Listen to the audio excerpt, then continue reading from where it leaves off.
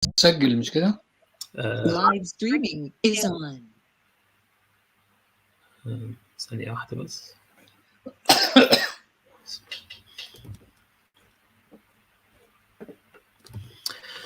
Bismillah ar-Rahman ar-Rahim.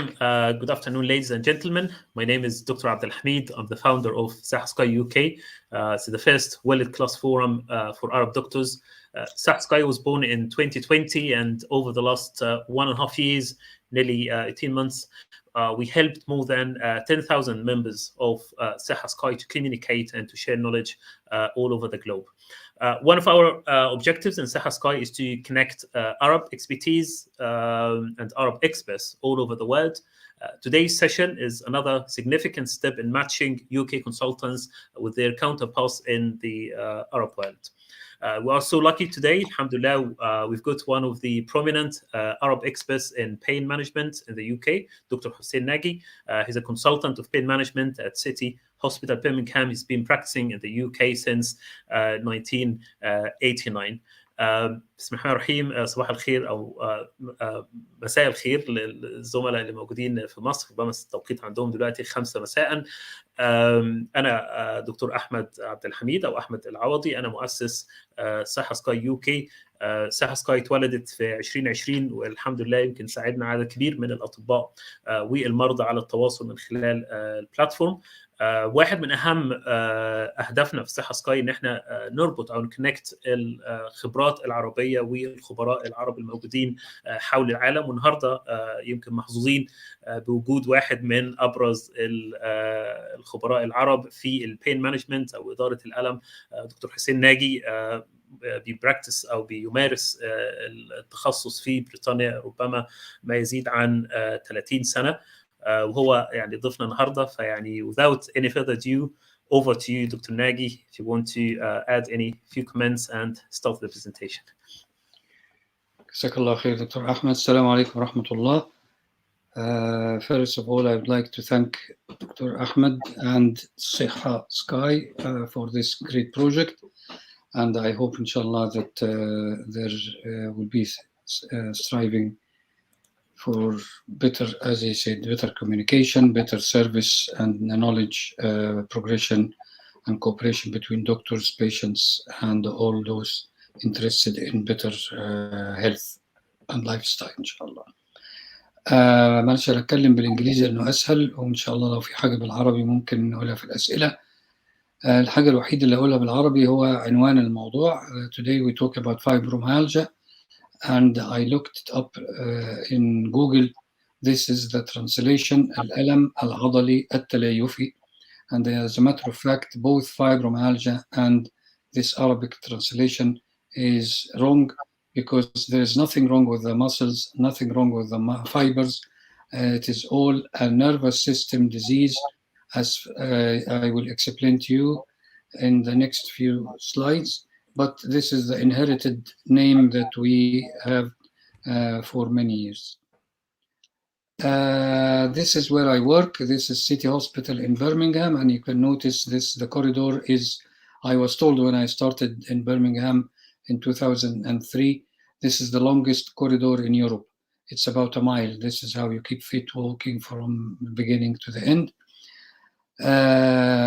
In our pain department, we see lots of cases of fibromyalgia because we deal with mixed ethnic minorities, Asians, Blacks, Mediterraneans, and also Caucasians. It is a disease that is common everywhere.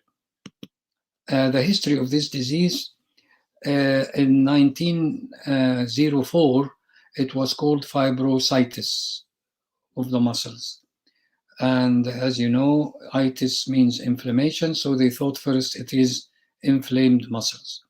Then in the 70s, took them nearly 60 plus years to change the name from itis to algia, which means painful muscles. Obviously, they couldn't find signs of inflamed muscles, so they called it fibromyalgia or fibroalgia, or it just means aching muscles or painful muscles. Till 1990, the American College of Rheumatologists gave it Sorry, I did something now. I'm not sure. Did you lose the slide, Ahmed, or are we okay so far? We're okay. We're on the slide history. So this is the slide. Oh, okay, fine. Because I just clicked something to hide something on the foot of the slide. So the history again, still American College of Rheumatologists in 1990, the World Society of Pain, the whole widespread pain. This is the American College of Rheumatologists in 1990 defined it as whole widespread pain plus more than 11 points out of 18 tender points. I will show you the diagram now. Where are these tender points? So if you look at these points and 18 plus of them are tender, then 11 plus of the 18 are tender, and there are central disease, no peripheral disease, no neuropathy of diabetes, no other injuries and so on, then you can call it fibromyalgia. Here is the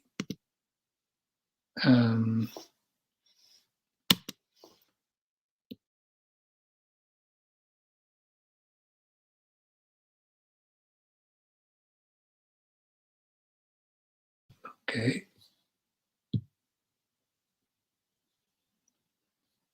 Right, something happened for the slides are not moving. Let's go back to this one.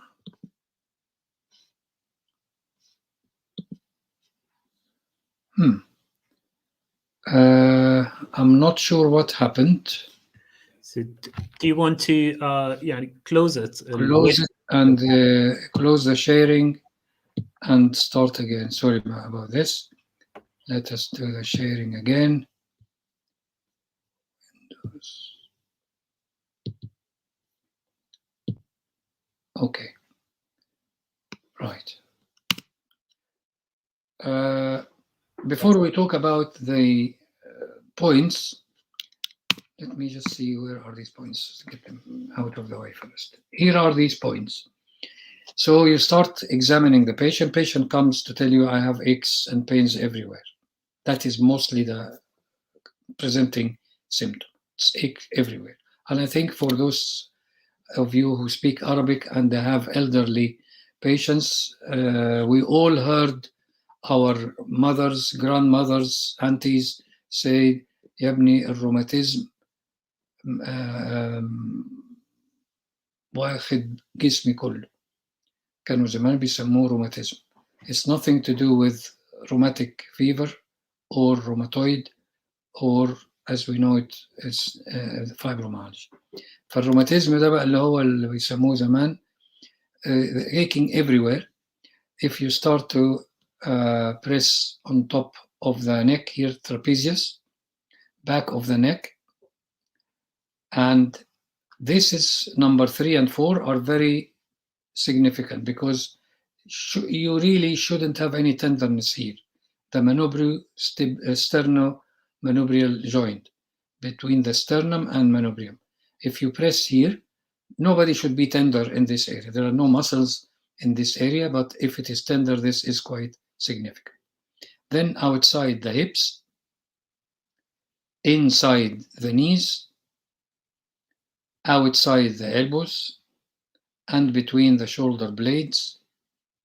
These are the points that used to be significant for this disease.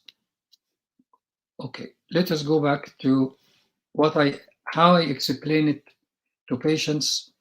I put this slide first because it is homemade slide, very simple, and then we can talk about where did we get this evidence from. So normally, if you all remember from your physiology and the neurophysiology, here is the skin. There are receptors under the skin. There is a joint or muscle. From all these joints, muscles, skins, there are afferent primary neuron, goes ascending spinothalamic tract, a small center here in the brain, we will talk about it later, and there is relay here, so the nerve ending here, and then another nerve start or another tract start to the sensory cortex.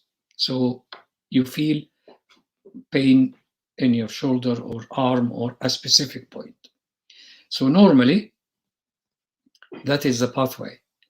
Normally, half these receptors under the skin are dormant, asleep, and the other half are awake. Let us leave this and go to fibromyalgia on the right side of the slide. All the receptors become awake, so you have like an amplifier under the skin. Then that is okay. Up in this little center in the deep brain, instead of just one area, the elbow, you find that this center starts to radiate impulses to lots of areas in the cerebral cortex. Hence, the pain becomes in the foot, the knee, the shoulder, etc. So these are very important changes in patients with fibromyalgia. Another change that is not very clearly demonstrated in this slide, this area here, half of it is to do with sensation, the other half is to do with emotion. And I explain to patients that these two areas talk to each other maybe once a day. It's a bad day. I'm feeling a bit tired. I'm feeling nice today. Kind of emotion talk to the general sensation. In fibromyalgia, they talk too much to each other. So the pain go up and down, emotions go up and down. Hence, most of these patients, as we will see now, will have some anxiety and depression of some shape or another. So this is the pathophysiology in a simple terms. I usually draw this picture in front of the patient because patients come to you and say, I don't know what's wrong with me. My doctors tell me this is in my head because they can't find anything wrong with me. And once I start to explain this, they say, you're the first one to tell me what's wrong with me. At least now I understand what is wrong with me. And that is the beginning of the step-by-step management. So what is overview of the syndrome? هو syndrome متلازمة يعني.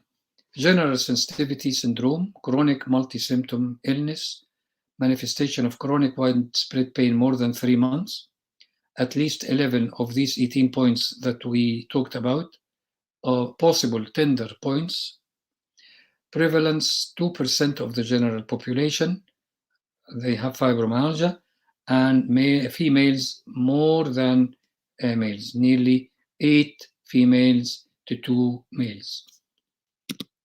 And these are the points that we talked about before. Okay.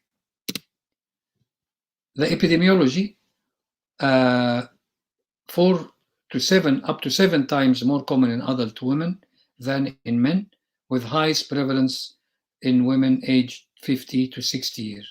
عشان كده بقول لك هتبقى جدتك أو عمتك أو the older generation.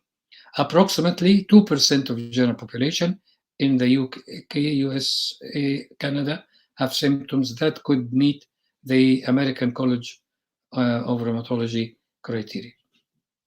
Long-term follow-up studies have suggested that fibromyalgia is not a syndrome representing a transition from one disorder to another. It is a disease by itself.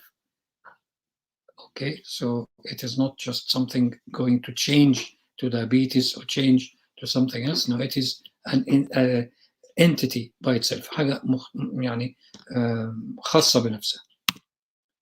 What is the clinical picture of how the patient will present to you? Widespread body pain. جسمي كله بيوجعني، جسمي كله بينقح علي. Lightheadedness. dizziness, fainting, fatigue, cognitive deficits like short-term memory loss, depression, anxiety, numbness, unpleasant sensation in hands and feet, tenderness, sleep disturbance, decrements in physical functioning, disruption or in psychological functioning, sometimes memory problems, concentration difficulties, decreased memory, sleep disruption, lack of well-being. You can see there, most of them are very vague symptoms, and they are symptoms that can be overlapping other diseases. Hypothyroidism might cause things like this. Anemia might cause things like this. Mild depression can cause the same. Lack of sleep. Obviously, rheumatoid and other arthritis can cause things like this, but this is the clinical picture that classical of patients of fibromyalgia. They have comorbidities, TMJ, temporomandibular joint disorders, when they chew or there is pain under or in front of their ear, IBS, irritable bowel syndrome, and chronic fatigue syndrome. They tell you, I have no energy. أنا كنت زمان بعمل شغل البيت مثلا كله وبعدين بعد كده أنزل السوق ومش عارف إيه، دلوقتي مش قادرة حتى أساوي السرير. أو كنت بجري وبعمل رياضة وما بروح واجي وبتاع، دلوقتي ما عنديش طاقة، ما عنديش حيل. I have no energy. I have no will to do anything. How does it happen? We don't know. Some people now say, yes, there are genetic predisposition. They start to define at least 2 genes that can cause or can precipitate fibromyalgia with other factors and environmental stressors. So the genetic factors, first-degree relatives of fibromyalgia has 8-fold greater risk than general population. So if you have somebody in the family with fibromyalgia, it means that 8 times likelihood one member of the family, probably the first or second degree relatives, will have it. More tender than general population. They have tenderness, not just pain. More comorbidities than other population. In the environmental triggers, usually trunk trauma, most likely road traffic accidents, infection, hepatitis C or Epstein-Barr virus, emotional stress lead to fibromyalgia in 5 to 10%. The stressors, usually in female, in people with personality, we call it catastrophizing personality. They worry over illness so much, they always expect the worst, and you will feel this with the patient history. أنا خايفة أبقى زي جدتي قعدت على كرسي وما قدرتش تمشي بعد سن 60. أنا خايفة إن ده يكون حاجة سرطان. أنا خايفة إنه دايما يكون the expectation of the worst and catastrophizing personality. You can tell from the way they are telling you the history. Illness, chronicity, expectation. يعني مش هخف، يعني الموضوع ده هيفضل معي على طول. They expect that it will last forever.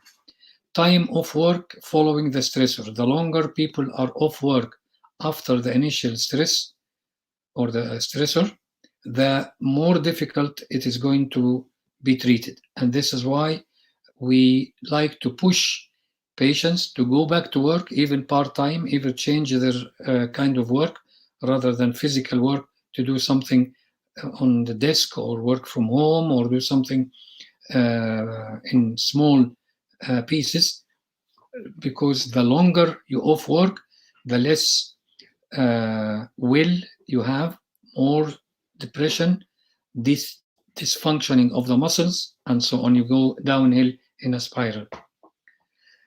They said man-made stressors are more than acts of God stressors.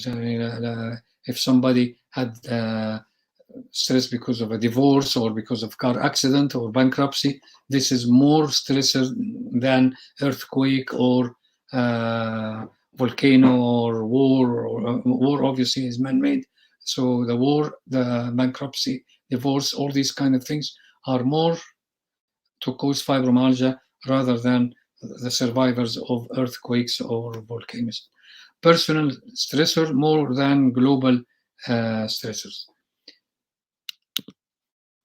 Evidence from functional imaging studies. This is where the evidence start. If somebody there are some doctors till lately were very skeptical of fibromyalgia and say there is nothing called fibromyalgia.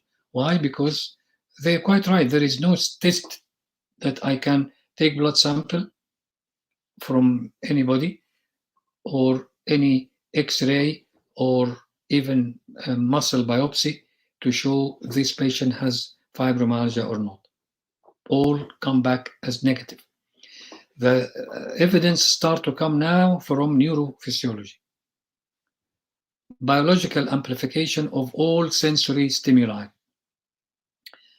This is evidenced now, as if you remember my drawing, that the skin, now we can tell the receptors under the skin, half of them are dormant, not firing in normal situation. In fibromyalgia, all of them are firing, and that is amplification.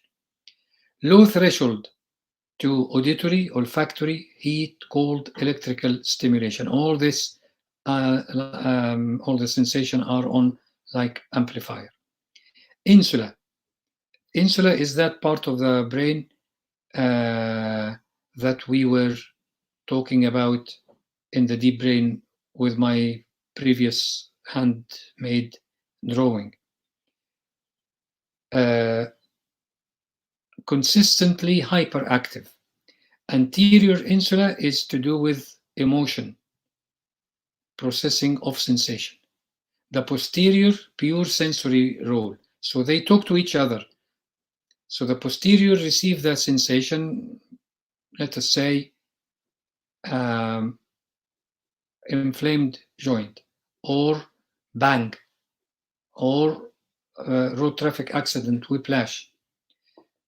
It sends to the cortex, so you understand what is happening, exactly where it is the pain and what kind of pain, sharp, dull, burning, hot, whatever. But it takes some signals to the anterior insula to tell you how do you feel about this pain. Do you feel angry? Do you feel crying? Do you feel frustrated? And this becomes like a chronic.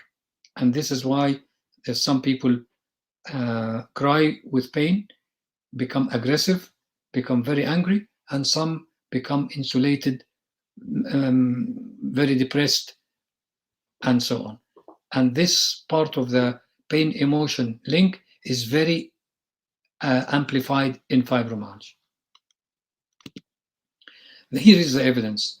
If you look at the this one, I hope you can see my pointer. This is the normal. Here is normal. If you put some stimuli and in functional MRI or functional MRA, you find here is what the brain, where the areas normally glow.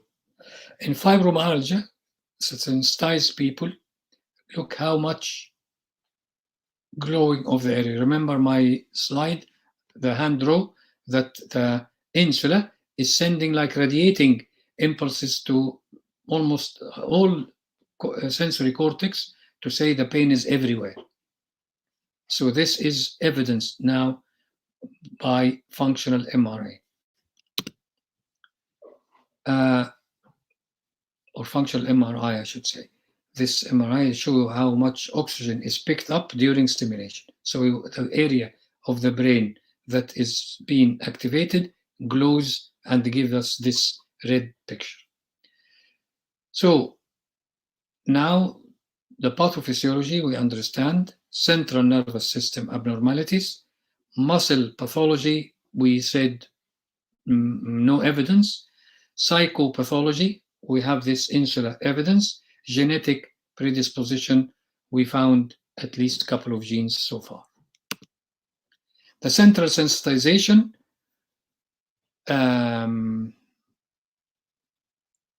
the brain amplify pain signals centrally. The cortex refer to the central nervous system. Sensitization means it's an amplified that the standard stimuli send much more high electricity. So central sensitization means the entire central nervous system becomes sensitized to certain stimuli. Research identified a deficiency in serotonin in the central nervous system, coupled with a threshold, a threefold increase in the neurotransmitter substance.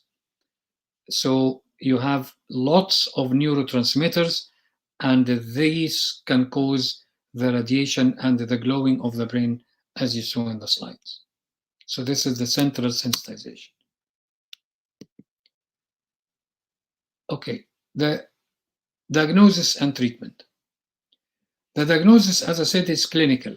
There are no specific blood test or biopsy or whatever, or MRI. This functional MRI is a research tool so far. There's no blood sample or other tests to prove the presence of fibromyalgia. Patient education can be invaluable.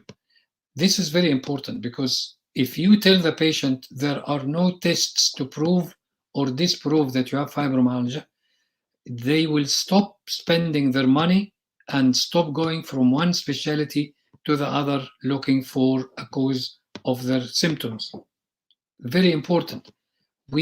Before we went electronic or digital in our hospital, the files of patients with fibromyalgia used to be that thick. They have been tens of times into the hospital, including emergency department, because of fainting, feeling very low, no energy, they think they are anemic or whatever. They have abdominal pain, like I said, IBS, irritable bowel syndrome. They have this facial pain from the TMJ. They have a bit of headache, so they go to a neurologist or ENT, and then they go to gastroenterology because some bowel and so on. So they keep searching, and you can imagine if the patient spending money on all this investigation, and every doctor might not be familiar with fibromyalgia, they will start treating something not related to these symptoms, and then it becomes a vicious circle. Although the use of pharmacologic therapies could be enhanced by improved knowledge regarding the pathophysiology of fibromyalgia, all medical therapies have been used with varying degrees of success. There is no treatment like when you say gram-positive, give penicillin, gram-negative, give gentamicin, end of the story.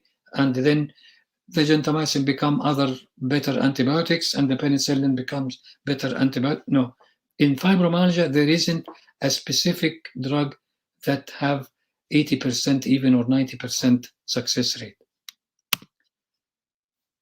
The latest guidelines in 2016 by European, I'm sorry, I cannot remember the abbreviation of I think it is arthritic group or so. They said education is a key. Education of doctors first, and this is what we are doing as pain specialists, and education for patients and their relatives as well. Education of pharmacists, especially in our countries. In some countries, pharmacists are unlicensed doctors. They start to treat patients and they start to give diazepam, Valium, this, that, to patients who have lack of sleep. And then these patients become addict or become totally sidetracked from the real disease. So it's important to educate all those who come across who are working on the front line with patients. Strong evidence for exercise, individualized exercise. This is important to stop dysfunctioning of the muscles. The weak evidence, CBT, cognitive behavioral therapy, multi-component therapies, acupuncture, hydrotherapy, meditative movement therapies, yoga, tai chi, qigong, whatever, all these, dancing, all these kind of things, they are okay maybe to reduce stress, but they do not actually have strong evidence in fibromyalgia.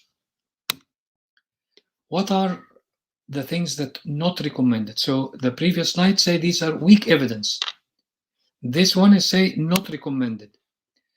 Biofeedback is like another form of psychology therapy. Capsaicin cream, because it doesn't work and it is widespread pain. Where are you going to put the capsaicin cream?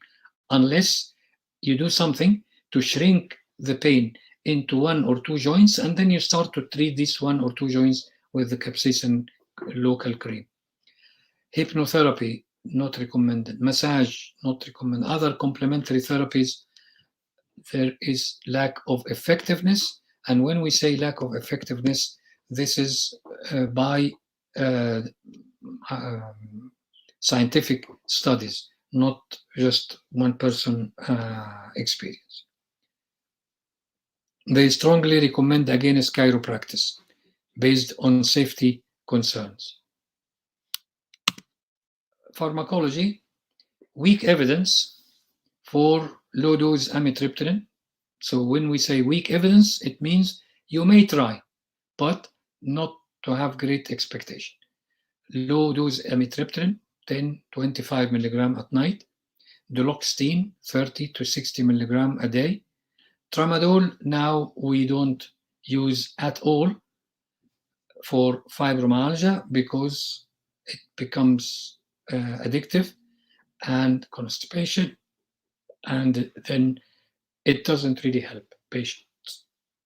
Pregabalin, again, you can start 50 milligram up to 100 milligram twice a day. That should be enough for fibromyalgia, unlike big doses for, say, neuropathic radiculopathy, sciatica, these kind of things. So this is weak evidence. Again, not recommended, non-steroidal antidepressants. There are tens of thousands of people die in America every year because of non-steroidal anti-inflammatory. The NSAIDs, sorry if I say antidepressant, non-steroidal anti-inflammatory drugs, over-the-counter drugs. Then they get gastritis, then they get duodenal ulcer, and then they die. There are tens of thousands of people yearly die in America because of these over-the-counter.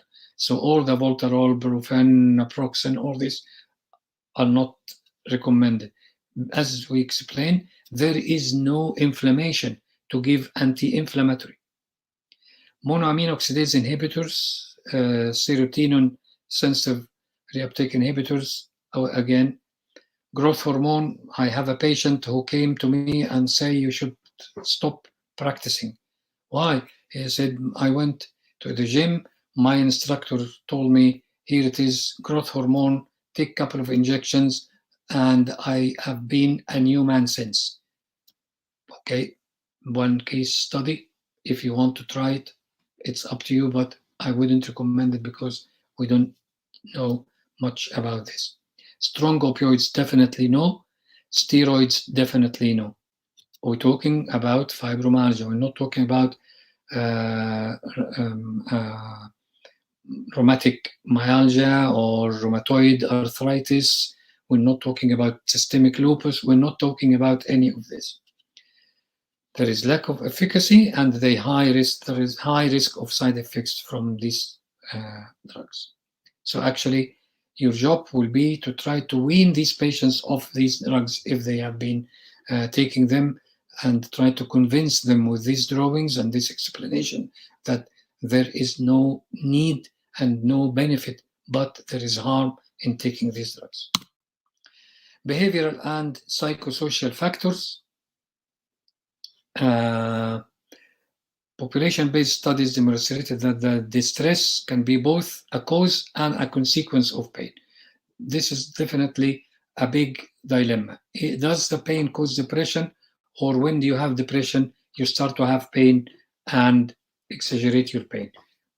Very difficult question. You need to cut that vicious circle. Where do you start to treat the depression or the pain, or try to treat both of them? That is a very big ask, and big question for pain clinicians as well. As pain persists, individuals begin to function less in their various roles. Isolation, cessation of pleasurable activities, reduction in activity, reduction in exercise. All this, as you know, when you don't move, you become stiff, becomes aching everywhere, less movement, less walking, less this, less that, and then it becomes a vicious circle. Not just a vicious circle, it becomes a downhill spiral. Involvement in disability and compensation system, which mitigates against improvement. In countries where there are litigation against accidents, so somebody get a whiplash, and the whiplash start to develop as a stressor to cause fibromyalgia. So it started with neck, shoulder pain, and then start to spread because of this sensitization, and now the pain is everywhere. And this patient waiting for a court case to get compensation from the driver.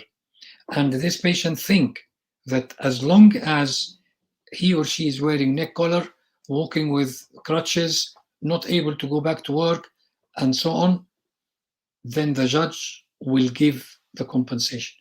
If this patient, after 2 years, 3 years, where usually these cases last, go in the case in the court room normal, the judge will look at, well, there's nothing wrong with you. You lose the case.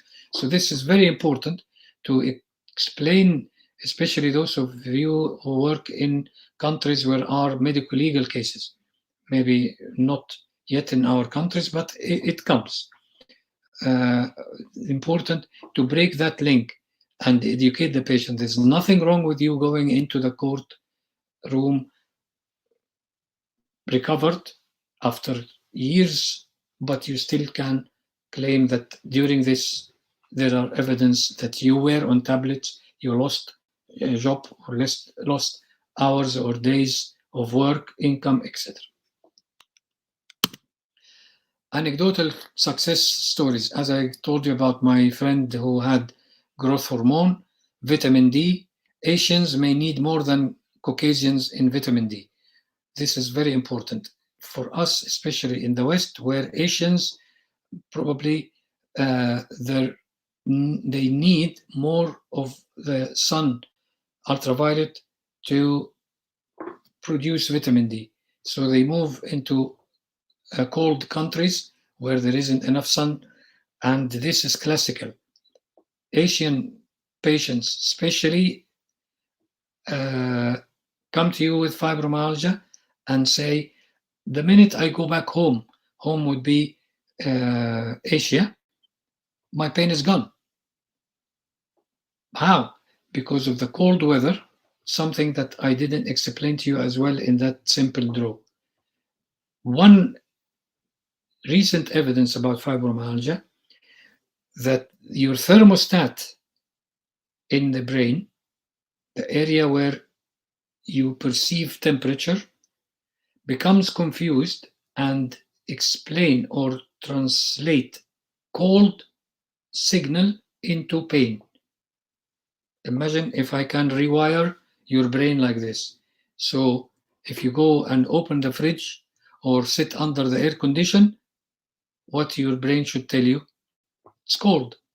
If I rewire the wiring system in your brain and then make you feel that is pain, and then put you in a fridge for 3 months a year. Pain everywhere. Pain is continuous. There is no escape of this pain. And this is how the brain starts to rewire in cases of fibromyalgia. So vitamin D, it is important to check vitamin D because the low vitamin D can exacerbate lots of diseases, as we discovered recently. And it looks like the WHO set the normal levels of vitamin D from Caucasian samples. So it looks like non-Caucasian races need higher than normal vitamin D. So if you find somebody's vitamin D normal or low normal, you need to give them supplements of vitamin D or a trial of large dose of vitamin D for 2-3 months and then see the effect of that on their pain. Vitamin B12 as well. We know B12 is a detoxifying agent for nitric oxide in the brain, and maybe this is what explains lots of our patients who we know, especially those who have diabetic neuropathy, when they take the 3 injections of B12, they feel better. Maybe there is something common with that with the fibromyalgia. Cupping or hijama, there are lots of studies now start to be published, unfortunately not in very famous journals, but I hope in the near future we start to discover some people who are been practicing this properly with documents, database, statistics in Bosnia and in Turkey, and they are saying there are very promising results from cupping, dry and wet, and there are obviously the debate of when do you do dry and wet, etc. But that's not our topic today. Pharmacotherapy. All the anti probably have been tried. We said anti-inflammatory before, antidepressants, anticonvulsants, gabapentin, pregabalin, lamotrigine have been all tried. Muscle relaxants, lignocaine infusion, I will talk about it in details now. Alternative therapies, I will say TENS machine, acupuncture, cupping as well. All these have been tried.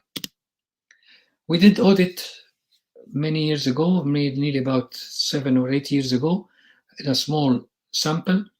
We did lignocaine infusion, and I will tell you about how and the dose, etc., because this need a pain specialist or a hospital setup.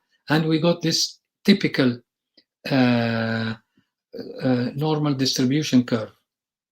But what was funny and interesting, half the patients, we had 20 patients, half of them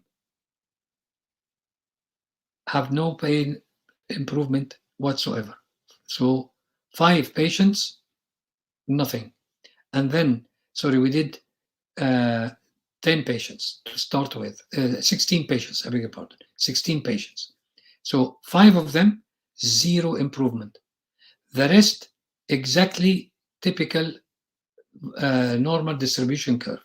So 3 of them, the pain, 4 of them, improvement for 3 months.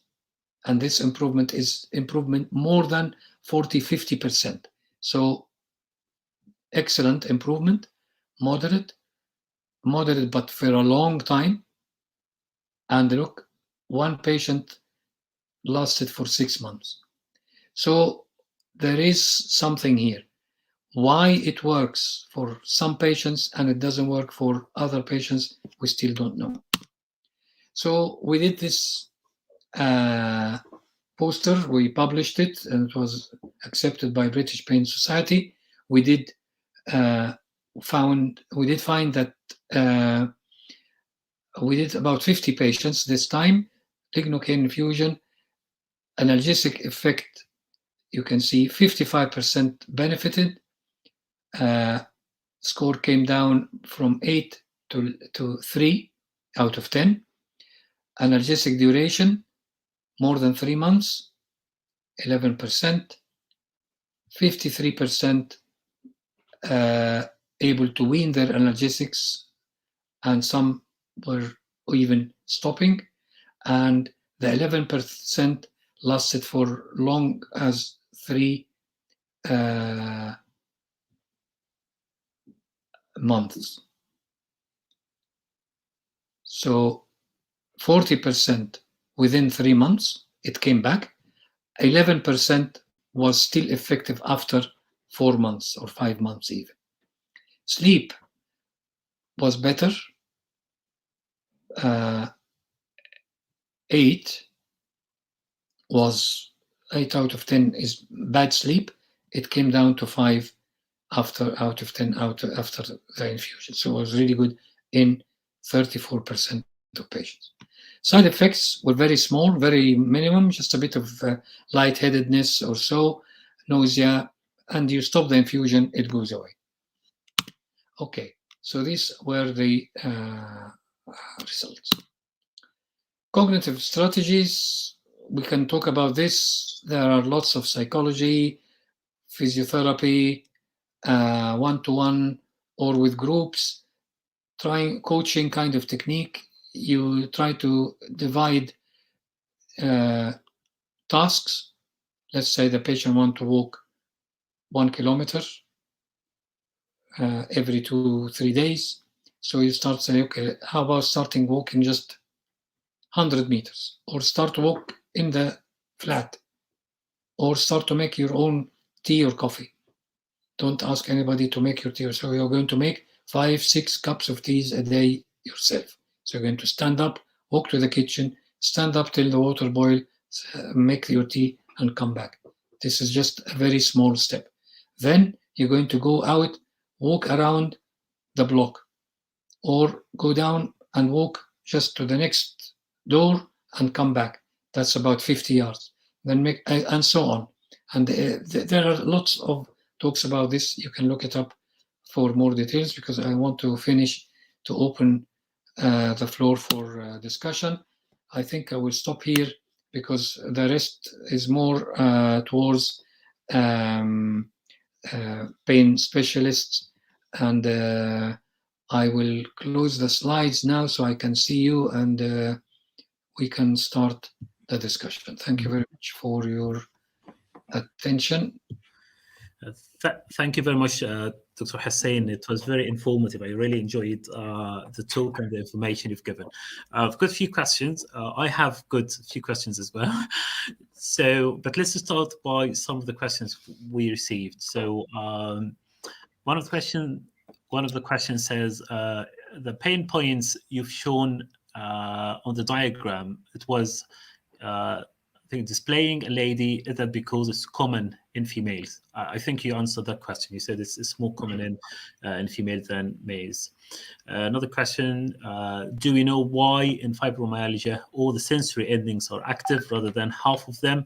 What activates them? Do we have any theory about that? Do you have any idea why in patients with fibromyalgia more than 50% of the nerve endings are firing? Yeah, the answer is no. We don't know. They're all speculations, either genetic or stress plus genetic, or there are multiple. Vitamin D might be implied as well. Virus infection, whether hepatitis or mild virus infection. Now, it's a good question that this will lead to the chronic post-COVID syndrome. We found that there are up to, in some studies, up to 20, even in Italy, up to 40% of patients who had COVID, still 6 months after, still have aches everywhere. So they became like a fibromyalgia. So something happened with the virus immunity fight in the body that set these receptors and set the nervous system up on a high tone. This is what I tell patients. What happened to you, whatever it was the cause, that your nervous system, peripherally and centrally, have been tuned up as if it is attached to an amplifier. And we need to calm this down. By what? By medication, by physiotherapy and motivation, and by your own will. Remember that will, you as a psychologist will know much more about this than me, that insula. I tell him there is like a almond size area in the brain that is you talking to you. Remember that anterior and posterior. So the pain comes, and then you tell the pain to shut up or take over. And we see this, we hear that from stories from Sirah, prophets in wars, battle injuries. Soldiers are not even screaming, and then they are really strong.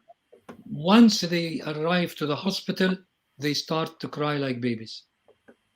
Why? Because at the battlefield, there was that talk, something more important. Very much, again, I will not be giving example of men only, women in labor.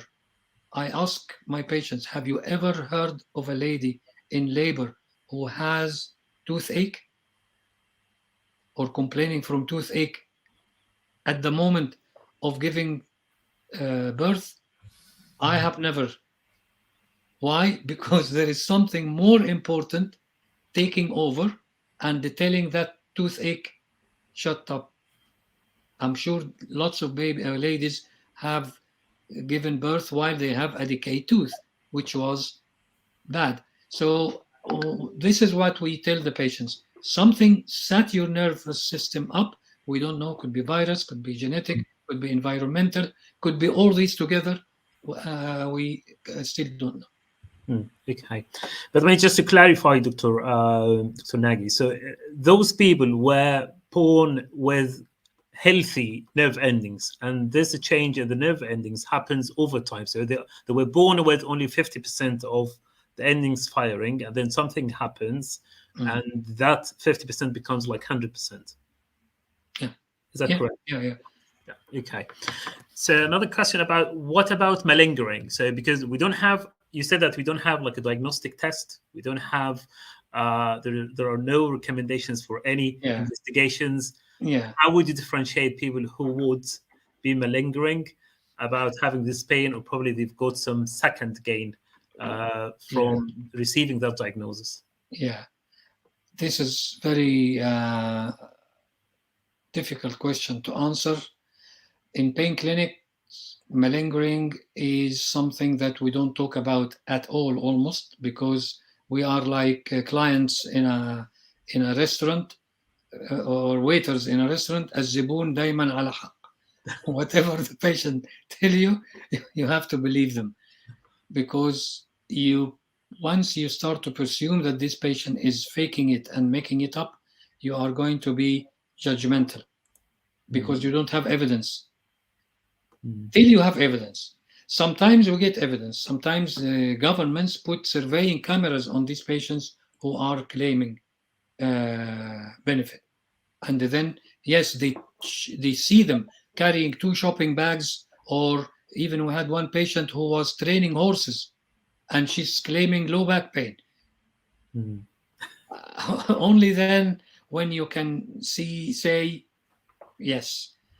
But till that is proven, you really have to try to tell the patient, look, okay, what are your second gains? Let us talk about the second gains. A man like his family to keep pampering him, helping him, doing this, running around him. Okay, you start a little bit, and I'm sure you as a psychologist would do this much better than me. You can tell them, okay, let us look at 5 years from now. Now it's your daughter, your son helping you, or whatever. What if these guys go out of the house and you're on your own? Where do you see yourself in 5 years from now? And so on. So you start to show them there is better ways. They are like confused in a roundabout, and they need to go to discover what other options are there, because there might be better options than what they are in. You really need to be very clever in analyzing the history, that it doesn't make sense together. Like, let's say, patient with sciatica and cannot bend, and it happened, and when was the last time? Months. And then you found that the patient have pedicure in her 2 nails. Who did it? I did it for myself. That means this patient was able to bend more than the straight leg test is more than 90 degrees or so. And that does not make sense with the way she was walking, not able to move, stiff, unable to even rotate here or there. Unless, obviously, it could be somebody else who did it to her. But if she said, yes, I did it to myself, then here it's a clue that something, or distraction. We use this in distraction. There is this, what we call axial loading test. When you have a patient who is faking low back pain, and while you are examining them, they stand up, and while you are talking to them about something else, and you come from behind and you press the neck like this, a real patient with sciatica or disc or so will shout and maybe hit your hand away, because that definitely causes stress on the. But a patient who is faking it will not do anything. This is like me doing it, you putting pressure like this. So there are some tips, but as I said, it's a very dangerous presumption to go in. And if you are going to start labeling half your patients malingering, you better think twice. You're in the wrong clinic. Mm-hmm. You need to go to a clinic where is there evidence-based. You take a measurement, you see it, you treat it. Because pain, you cannot see it. Yeah, that's very helpful. So you mentioned something about the misperception of cold stimulus in patients with fibromyalgia. You said that they perceive, kind of misperceive cold stimuli as pain stimuli. Yeah. So the question is, can this be a diagnostic test or criterion? Because then you can expose patients like to the cold and see whether this makes like the. Yeah, it's not easy to go and have a big fridge and throw people in and say, now do you have pain or not? But it's from the history. The patient tell you, my pain is worse in winter, cold damp weather. I go to holiday in the sun or whatever, or in the hydrotherapy pool where it is warm water, or even in the bath. I take hot bath, and this is where my pain goes away. So you can tell from the history of the patient that it is a pattern with the cold and with the heat. Two last questions. One of them is about Lignocaine infusion. What is the dose? How often do you normally give it? Is it part of the published guidelines? Is it still in the trial phase? So if you can give us some more information about this. And the other question is about what is our role as physicians? So I am a psychiatrist, maybe another physician or another colleague is listening to us. He's cardiologist or whatever. What's our role? What can we do to the patient if there is no definitive cure? There is no definitive treatment. So what should we be doing?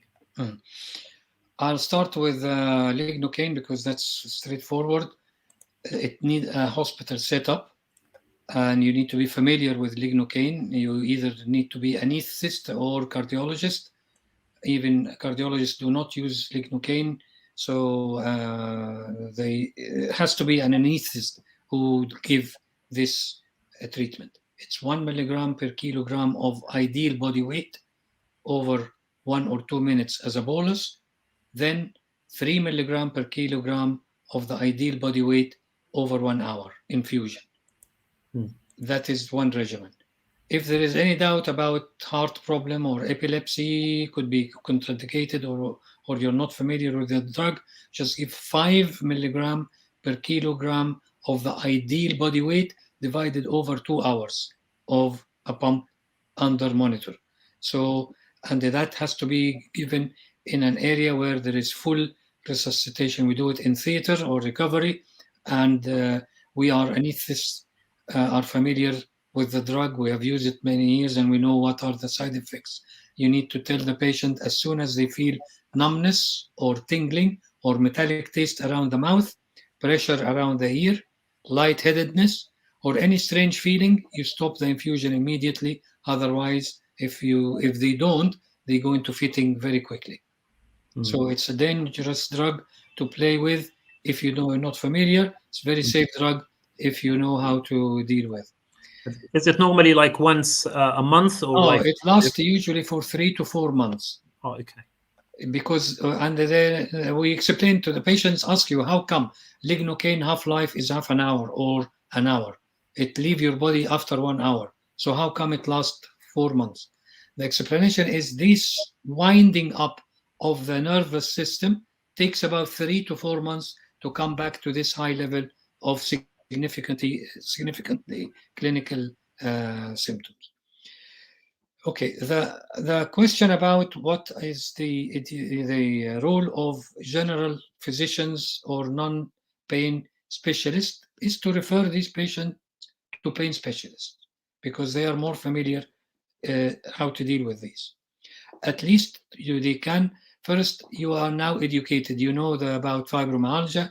You know about where to look for the points to help you to check.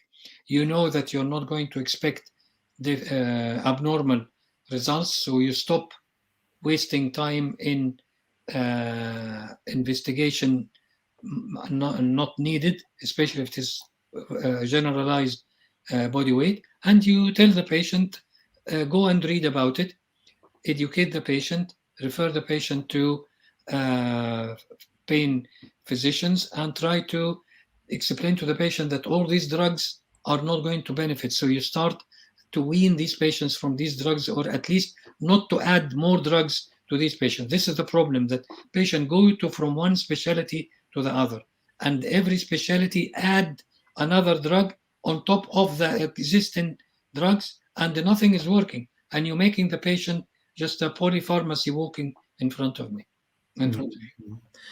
Okay, I think that's it. We've just come to the end of this very informative, very interesting topic, Dr. Hussein Nagy. I think we're just 3 minutes over the 1 hour. I'd like to thank you very much. Thank you for joining us. It was a real pleasure having you, and it was really, really informative. I think that topic we haven't touched upon through many of our, during our medical school, and even after practicing. I think it wasn't discussed that in that depth. So thank you very much. Over to you if you've got any few words, and we're gonna then finish it over. If you've got anything to any final remarks or anything, Dr. Hussein. Thank you all for listening. Your questions reflect that you have been really concentrating and you wanted to have a simple message. Look for fibromyalgia in patients under lots of these comorbidities: tummy ache, headache, multiple joint pain, and then look at the medication they are taking. Try to get rid of as many as you can, because none of them are going to work, and try to educate the patients. Give them small tasks, and then build up like a coach, bringing back any athlete to the field again, step by step, and refer these patients to pain clinicians because they are more familiar with them. I'm not promoting pain clinic, but at least you have the ABC of how to deal with these patients. And if you can't, then it is your duty as a doctor of other specialty to know where to guide at least these patients to. Thank you very much. Thank you very much, Dr. Hussein. So thanks for all who have managed to join us. Inshallah, we meet you again next month with another talk and another expert. Assalamu alaikum wa rahmatullah.